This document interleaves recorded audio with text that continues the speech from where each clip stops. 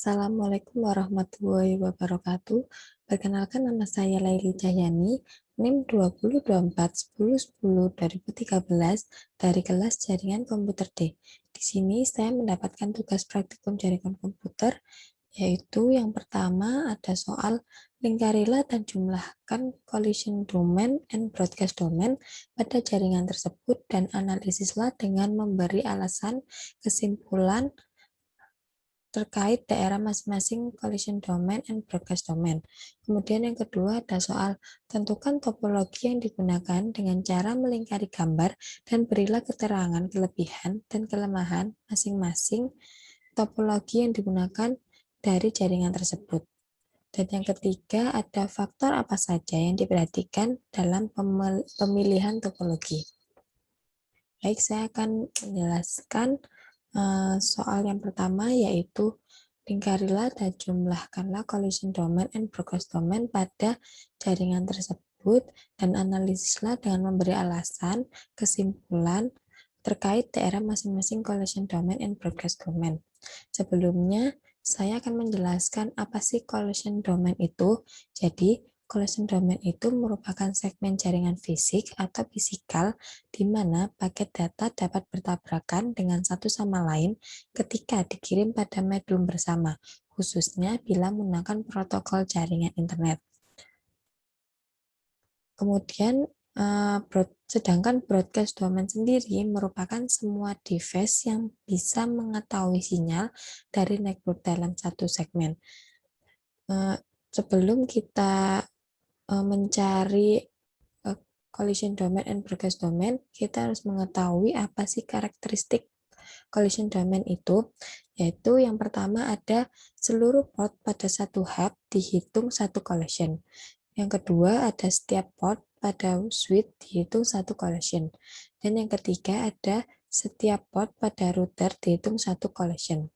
Sedangkan untuk karakteristik broadcast domain, yaitu yang pertama ada tiap port pada router dihitung satu broadcast.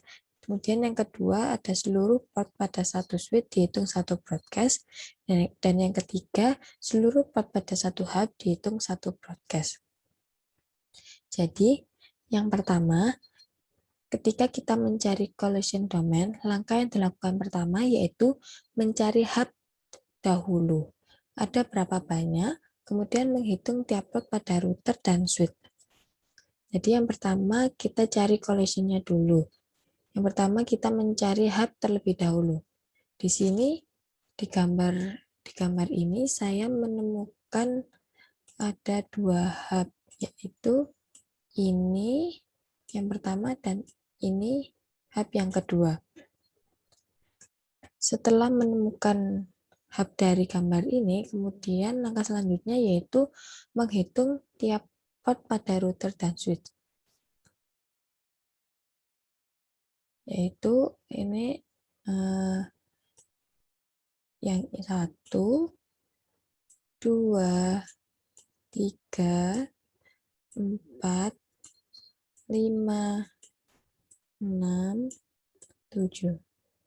Jadi total dari collision domain ini ada 1, 2, 3, 4, 5, 6, 7, 8, dan 9. Kemudian selanjutnya kita diminta untuk menentukan broadcast domainnya. Yang pertama, kita cari hubnya terlebih dahulu dan switch-nya ada berapa banyak. Dan yang kedua, kita menghitung tiap port pada router. Jadi, ganti warna. Ini merupakan satu broadcast domain karena kenapa kok dikatakan satu broadcast domain? Karena switch dan hub berhubungan secara langsung, jadi tidak terhitung. Jadi wilayah ini terhitung hanya satu. Kemudian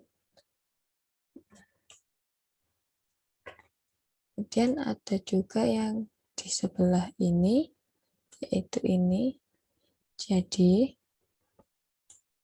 Jadi broadcast domain dalam gambar ini ada dua, yaitu yang sebelah sini dan juga sebelah sini.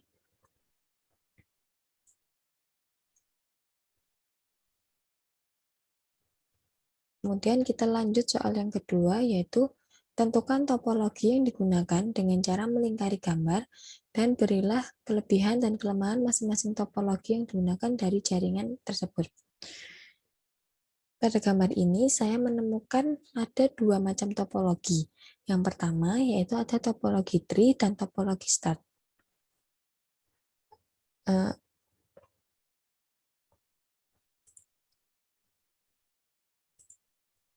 Jadi topologi tree sendiri merupakan bentuk dari sistem topologi bus dan start, di mana jaringan topologi bus menjadi konektor utama beberapa topologi start. Yang dimaksud dari topologi tree sendiri yaitu yang ini. Ini merupakan topologi start. Kemudian yang kedua yaitu maksud saya ini topologi tree. Maaf sebelumnya ini merupakan topologi tree.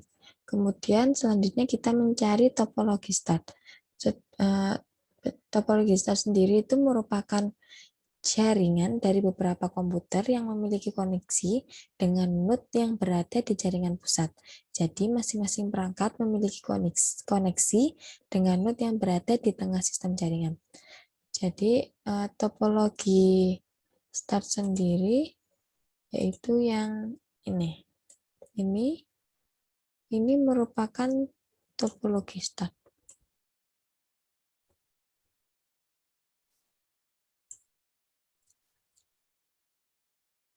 Kemudian kelebihan dan kekurangan dari masing-masing topologi yang sudah saya jelaskan, yaitu ada topologi tree yang memiliki kelebihan sesuai dengan kebutuhan jaringan komputer dalam skala besar.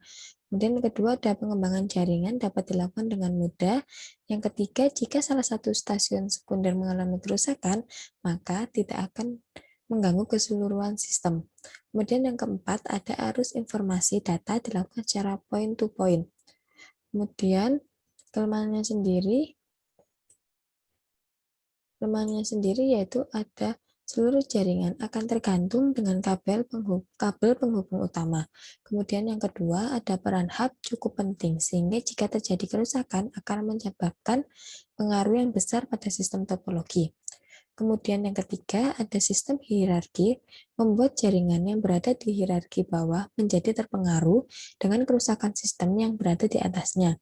Kemudian yang keempat, perawatannya jarang cukup susah untuk dilakukan. Kemudian yang kelima, biaya yang diperlukan untuk membangun topologi model ini cukup mahal. Kemudian yang keenam, ada instalasi topologi tree cukup susah untuk dilakukan. Kemudian yang ketujuh, yaitu memiliki kemungkinan besar untuk terjadi collection di kabel utama. Kemudian kelebihan dan kelemahan dari topologi start sendiri yaitu kelebihannya yang pertama ada mudah untuk dirancang, yang kedua memiliki fleksibilitas yang tinggi karena proses penambahan atau pengurangan jaringan komputer tidak akan mengganggu arus informasi. Kemudian yang ketiga, lebih mudah untuk menemukan sumber permasalahan jika terdapat gangguan di salah satu node. Kemudian kelemahannya sendiri yaitu ada perangkat pusat menjadi penentu utama keberlangsungan seluruh sistem, sehingga kerusakan jaringan pusat akan menyebabkan keseluruhan sistem komunikasi menjadi terhambat. Kemudian yang kedua, yaitu ada biaya yang dikeluarkan untuk membangun jaringan instalasi jenis ini cukup tinggi, dikarenakan membutuhkan banyak kabel. Setiap satu jaringan komputer dihubungkan langsung menuju server pusat dan membutuhkan server dengan performa tinggi. Kemudian soal yang ketiga yaitu ada faktor apa saja yang diperhatikan dalam pemilihan topologi. Jadi, faktor yang harus diperhatikan dalam pemilihan topologi yang pertama yaitu ada biaya sistem apa yang paling efisien yang dibutuhkan dalam organisasi. Jadi ketika memilih pemilihan topologi itu harus memperhatikan biaya sistem yang paling efisien. Kemudian yang kedua yaitu ada kecepatan sampai sejauh mana kecepatan yang dibutuhkan dalam sistem. Kemudian yang ketiga yaitu lingkungan, misalnya listrik atau faktor-faktor lingkungan yang lain yang berpengaruh pada jenis perangkat keras yang digunakan. Kemudian yang ketiga yaitu lingkungan, misalnya listrik atau faktor-faktor lingkungan yang lain yang berpengaruh pada jenis perangkat keras yang digunakan. Kemudian yang keempat, ada ukuran yang mana sampai seberapa besar ukuran jaringan, apakah jaringan memerlukan file, server, atau jumlah server khusus. Kemudian yang kelima, ada konektivitas, apakah pemakai yang lain yang menggunakan komputer laptop perlu mengakses jaringan dari berbagai lokasi. Sekian penjelasan dari saya. Mohon maaf apabila ada kata-kata yang kurang berkenan. Wassalamualaikum warahmatullahi wabarakatuh.